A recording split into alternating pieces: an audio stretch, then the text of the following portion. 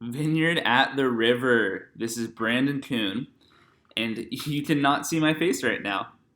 But fear not, what you are seeing is my computer screen.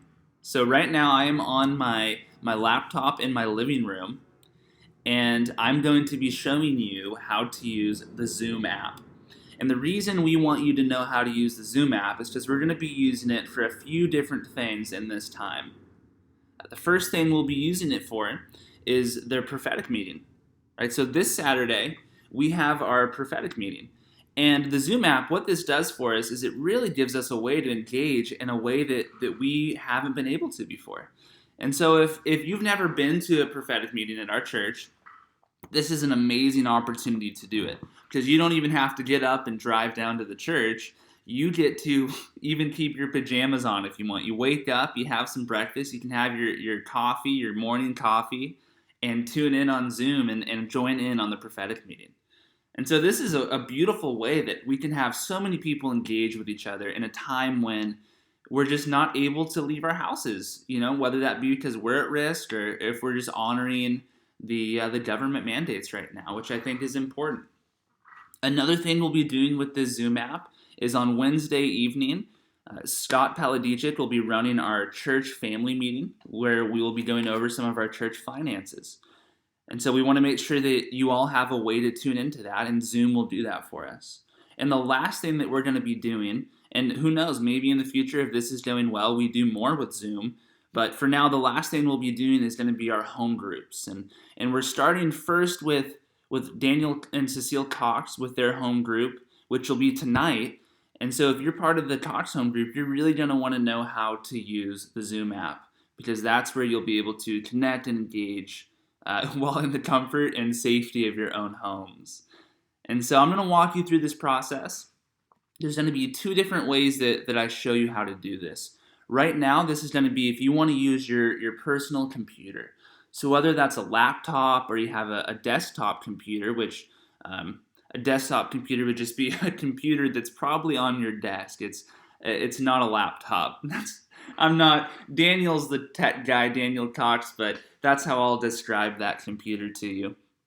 And so I'm going to show you how to use it on here. And so just to show you, you'll see my mouse here, the cursor is moving on my screen. And so you'll be able to see everything that I'm doing. And then after this, I'm going to make a video so that you can do it from your phone or your tablet or whatever device you may have that isn't a personal computer. But with that understood, let's go ahead and start this. This is how we're going to sign up for Zoom and make sure that we can engage in community still. So what I'm doing here is I'm going to open up my internet browser, and I have Safari just because I'm using a MacBook, and that is the default browser for a Mac device and an Apple device. But you can use internet browser, any internet browser you want. So Internet Explorer, you can use Safari, Google Chrome, whatever you have, you should be able to use that. But I'm going to use Safari because that's what I have. And right up here in this area, we are going to put the URL. And what the URL is, it's the address. It's like you are going to go to a website, and what we're going to do here is we're going to put in Zoom. And it already pops up for me because I've been there before, but it's going to be zoom.us. And then we're going to press enter or return. And let's see how my Wi-Fi is doing right now. A lot of people are on it, and it was faster earlier. This is a little slow, but you know what? I think this is important for you to see because for some of you, you may go, why is my computer going so slow? What do I do? So I'm going to check to make sure it's connected, and this is the proper one, Beam Junior. That's another story for another day. And because it's taking this long, oh, you know what? It popped up. I was going to even refresh it, and I was going to press the X here and then refresh it to see if maybe that worked. But because it did pop up for me, I'm just going to go ahead and move forward with it. Sometimes it does take a little bit of time, depending on your internet connection. And what we're going to do now that we are at the website, is we're going to go up over here into the right-hand corner, right where I'm circling here, and we are going to click this blue button that says sign up. It's free. And I think it's important that they let you know that it's free, because sometimes I'm afraid to sign up for something, wondering if I have to pay. But now you know this is free. So we're going to go ahead and click on this here. All right. Apparently it's going to do a few things. There we go. So now you can see that I'm having difficulties, but don't worry, it will work. And what I'm going to do here is, I actually already have an account. So I could just log in right now, but what I want to do is I'm going to create a new account with my old college email, actually, just so you can kind of see what this is like. So this is my old email, but you're going to want to use your primary email. Whatever email that you use the most, you will want to put in this little bar right here. So you start typing bcoon30 at csu.fullerton.edu. Went to Cal State Fullerton, a little Titan pride. And then once you type in your email, you're going to then come down here and press sign up. So let's go ahead and press sign up. Now what they did here, and I guess it's a good thing that I still have access to my email, for my school email, is they sent an email to that. So what I'm going to do is I'm going to open up another window here so that I can access my email. And I do have a notification on my phone right now just because I have my email set up to my phone as well. But just to show you guys how to do it, I am going to press this little plus button to get a new window. And on your computer, if you're not using Safari, there should be something similar there that allows you to open up a new window. And if you don't know, a new tab, excuse me, it's not a new window. So what you can do is you can press File over here, and you can press New Tab. And so if you don't have a Safari, you can just do that, and you don't have to look for that plus sign. So File, New Tab, and you'll see on my screen here, it opened up a third one, and we don't need 3, so I'm going to get rid of that there. But we're going to go to Gmail, because my school email is a Gmail account. And if you have a Yahoo email, you can do that. You can do whatever you need to do. Right here, we have a lot of things going on because I'm already logged into an account. But I'm going to change this up a little bit. I'm going to log in to my school email.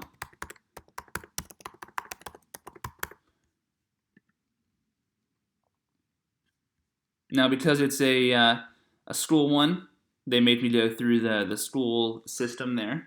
It's possible I should have used a different email to show you all, but I think it's okay. So what we have here is I now look at this email. You got to see a little glimpse of some of my school emails there. And this is what you'll get. So when you open up your email, when you go through that process, what you will then get in your email is it's from Zoom. And you'll see here too, because I know some of you may have restrictions on your email. And so for me, it just went straight into my inbox. Now, if you don't see your email, it's possible that it blocked it. And so what you might want to do is go to your junk folder. And if you don't know how to do that, we'll walk you through that. But Zoom is a pretty well-known website, and so it should just pop up in your inbox. So you can just press your inbox folder and then click on the Zoom email. And this is what it will look like. It'll say, hello, whatever your email was. And it will walk you through this process. And then really all you need to click here is just press this join the account. So let's go ahead and join the account there. And now what it will want you to do is fill out your name and create a password. So I'm going to put my name, Brandon Kuhn. And I'm going to create a password, and I would tell you what this is. What happened here, by the way, is it's trying to give me a password that's safe and that's strong. I don't like using these only because I don't remember passwords that are this crazy long here. ZUDFEZ dash. Like, that's just too much for me. So I'm going to press don't use, and I'm going to create my own here. And I'm not going to let you know what that is because I don't want you logging into my account. You have to create your own password. Alright, but then once I have my password, my name is on there, I go ahead and I press continue. Oh, and one little thing, it does require you to have certain functions in your password. And this is just for safety, it's for security, it's so that people don't hack your account. And to hack means that they would take over your account and pretend to be you for various reasons, and we don't want that. So that's what they do here. They want you to have certain measures. They want you to have a letter, a number, an uppercase, and a lowercase, just to make it a little creative so that you don't maybe use password as your password. And maybe some of you do that. I would encourage you not to put password as your password. But then once we have our password in here, what we're going to do is we're going to press continue. All right, now what it's asking me here is, do I want my browser, Safari, to remember my password? And I don't want them to do that, so I'm going to press not now. And then it takes me here, and it's giving me the option to invite other people. So if you are part of a home group and you've gone through this process and maybe someone in your home group is having a little bit of trouble, you can just type in their email here. So what I'm going to do, just to show you how you would do it, is I'm going to invite myself. Now this one that I'm sending to right here already has an account. My church email already has an account set up. But you would just type in that email there, and you would then press I'm not a robot, because they need a little proof. They can't see you. And then you would press invite. But for now, just because I already have an account, what we're going to do is we're just going to skip this step, right? Most of you will be pressing skip this step. So go ahead and press that, skip this step. And right now, it gives me a personal URL, right? But we're not going to use that because for the most part, we won't be starting a meeting. So what we do now that we have an account is we're going to press up here, right here, we're going to press join a meeting. Now, Patty has already sent out, I believe, a personal link or a meeting ID. And for the church family meeting, we'll be sending one out soon, and then for home groups as well. But there will either be a personal link, and what Daniel has done, a personal link or a meeting ID, and Daniel Cox has been working with me on this, and so he already gave me a meeting ID and a personal link, and so I'm going to go ahead and put that in there. He sent it to me in an email. And now I'm going to join this meeting. I'm just going to press join, and we should see Daniel on the other end. But maybe he made a sandwich or something. Let's see. Oh, this is good. This is really good. I'm glad we did this. All right, so what this is we need to allow, so our computer has built-in security measures. And so what it's asking us is that we would allow Zoom to have access to our computer. And so we want to press allow. And I'm glad it did that because one thing that will happen is in this process, you get to see me now. Look at this. So one thing that will happen in this process too is, it's so distracting looking at myself here, but look at this. I didn't prepare for this. I'm just wearing my PJs. But one thing that will happen is it will ask for permissions. So it will say, hey, can Zoom have permission to access your microphone? And can Zoom have permission to access your video? And so when you see that, you're going to want to give it permission, and the reason for that is right now you're seeing the permission of the video. We want to be able to see your face, and we want to be able to hear your voice. Otherwise, it makes it a little difficult to actually engage and connect in that capacity. But let's do this. So let's press join with video. And now you don't get to, you do see me, and now we're going to, right now we have to enable the audio. So we're going to join with audio. But now, we should, after pressing that, we should be able to see and hear Daniel. Hey, Daniel, can you hear us? I can hear you loud and clear. Look at that. So right now, what we got, this is, if you're in the Cox home group, this is a perfect example of what you might see. Now, there will be more people in these meetings, so you'll see more people than just Daniel up there.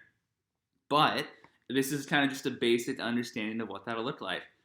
So thank you for watching this. I really hope it helps. If there's any questions, feel free to reach out to me. You saw my email as we logged in, so now I know that you have my email.